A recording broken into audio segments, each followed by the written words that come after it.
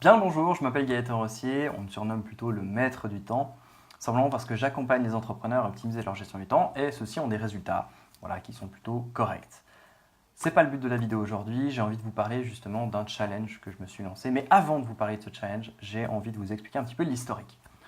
Il y a une semaine de ça, je me suis posé la question de pourquoi un groupe d'entrepreneurs que j'accompagne ont eu des résultats phénoménaux, de l'ordre de faire l'espace d'une semaine de travail en une seule journée, et d'autres, avec les mêmes informations, ont eu justement un peu d'amélioration, mais jamais, enfin vraiment, c'était deux catégories différentes. Et à ce moment-là, je me suis dit, mais finalement, on a tous dans notre vie des choses qu'on a envie de faire, peut-être plus efficaces pour certains, de faire du sport pour d'autres. On a tous un peu un idéal de vie, quelque chose qu'on aimerait avoir en fait, avant justement d'avoir des regrets à la fin de sa vie, des projets qu'on a envie de faire, plein de choses. Et moi-même, j'étais dans cette situation-là, puis je me suis questionné du coup, mais comment ça se fait que ces deux groupes fondamentalement différents, avec les mêmes informations, n'avaient pas forcément les mêmes résultats? Et je me suis rendu compte que c'était en grande partie dû à leurs croyances. Et moi-même, de mon côté, je me suis dit, mais Gaëtan, tu as sûrement des croyances limitantes. Comment ça se fait que j'ai commencé le sport en début d'année, mais je l'ai laissé tomber? Comment ça se fait que j'ai essayé de boire typiquement moins de caféine, ce genre de choses? Finalement, je me suis rendu compte que j'étais accro à à la caféine, tout simplement. Comment ça se fait que quand je lançais un projet, d'un coup, il y a un truc qui me retenait et finalement, je le laissais tomber. Et même si, dans le cours de ma vie, j'ai eu la chance de voir de sacrées transformations par rapport à ma personnalité, par rapport aux différents projets que j'ai faits, j'ai encore maintenant des croyances qui sont ancrées. Et je pense que c'est le cas pour une grande partie de la majorité de la population. On a des croyances, on a des choses qui nous retiennent, on a justement des choses qui nous empêchent tout simplement de vivre la vie que l'on rêve.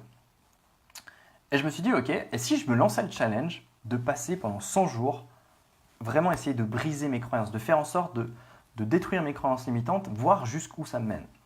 Et c'est de là qu'est né justement le challenge sans motivation challenge. L'idée justement, c'est de ne pas jouer sur la motivation, mais jouer vraiment sur la volonté, sur la discipline, et justement de travailler notamment avec une personne, Yohan Broji, qui était à la base un client qui a eu des excellents résultats, ensuite un très bon ami et qui est maintenant du coup un associé, pour justement se lancer dans ce challenge. Puis en discutant avec lui justement, on s'est dit mais pourquoi pas en fait documenter ce processus. Et c'est de là qu'est né justement ce challenge. Et c'est de là justement qu'est né les différentes vidéos que vous allez voir sur cette chaîne.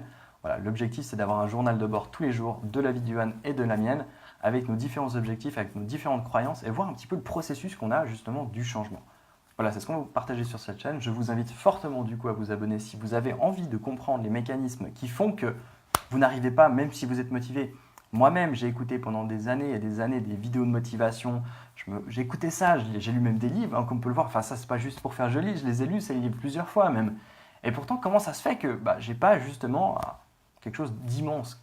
Comment ça se fait que j'ai pas encore une vie, la vie dont je rêve? Et c'est souvent, on le verra notamment en poussant contre ses croyances, en allant contre ses croyances, donc vraiment en essayant de sortir de sa zone de confort, qu'on verra justement où ça nous mène. Et du coup, j'ai envie de partager cette aventure avec vous. Voilà, je vous souhaite une agréable fin de soirée et abonnez-vous justement si vous voulez suivre notre expérience. Bye!